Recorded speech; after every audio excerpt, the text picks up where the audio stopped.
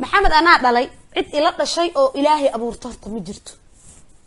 حدا صار عصري ودنتي لما شاء أذيك إسك إلهي shaadi sharaf oo kamida gabdhaha sida weyn loogu yaqaan baraha bulshada ahna fanaanad Soomaaliyeed ayaa markii ugu horeysay ka falcelisay xaalad xanuun badan oo labadii maalin ee la soo dhaafay ay dareemaysay gabadhan waxa soo gaaray akhbaaraad kala duwan oo kaga imaanayay shakhsiyaad ay taqaanay kuwa aqoon oo siyaabooyin kala duwan u taageerayada warka ugu badan ee dhagaheeda ku soo dhibcayna waxa uu ahaa war iyada dhagaheedan u wanaagsaneen kuwa ayaa waxay sameeyeen muuqaal been abuur ah sidoo kale waxay isku aadiyeen qoraal aan jirin waxay soo galiyeen baraha bulshada iyadoo si toos ay ugu gafayaan gabadhan sidoo kale cunuga yar ee eebo ku irsaaqay waxay yiraahdeen waxa geeriyooday wiilkii yaraa ee shaadiyo waxaan soo aasnay wiilkaasi akhbaartaasna waxay noqotay mid been abuur ah saatay gabadhan hadalkani aad ayuu u dhaawacay qalbigeeda fariin iyadoo ilmeynaysa marna careysan ka timid qalbigeeda ayaa waxay ku tiri ma waxa diidantihiin nolosha iyo sidoo kale in dunidan uu sii joogo wiilkayga eeba ayaa dunidan ku oofsan kara qadarteedinka gacmihiina kuma jirto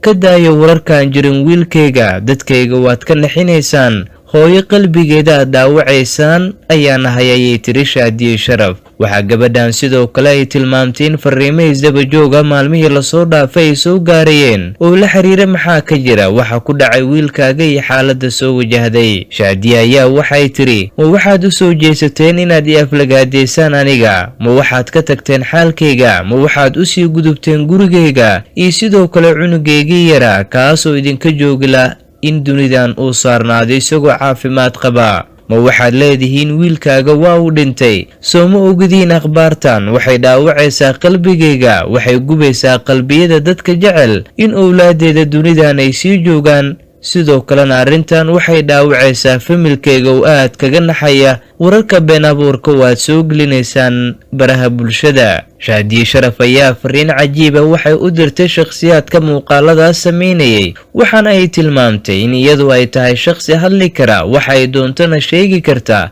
laakiinse ay tahay qof iimaan leh sidaa daraaddeed aysan ku daysanaynin kuwa aflagaadada iyo cayda iyo wararka been abuurka caadaystay soona gelinaya baraha bulshada war ii dhaafa wiilkayga muxuu idinka galabsaday ma dunidan ayuu idinka joogi laayahay waa fariimaha gabadhan ay soo direysay isla markaana ay kaga jawaab celinaysay muuqaalo la soo geliyay maalmihii la soo dhaafay baraha bulshada kuwaas oo la xiriira in wiilka ay dhashay shaadi sharaf uu geeriyooday laakiinse shaadi waa ay beenisay warkaas waxaana ay tilmaamtay inay jiraan shakhsiyaad si qaldan muuqaalo iyo sidoo kale warbixino kaga sameynaya kuwaasoo ujeedkooda uu yahay in noloshay farxadda ay ku jirto ay dhaawacaan laakiinse marnaba dhaawacii niyad ma dareemi doono alla ayaana ila jiraayay tiri shaadi sharaf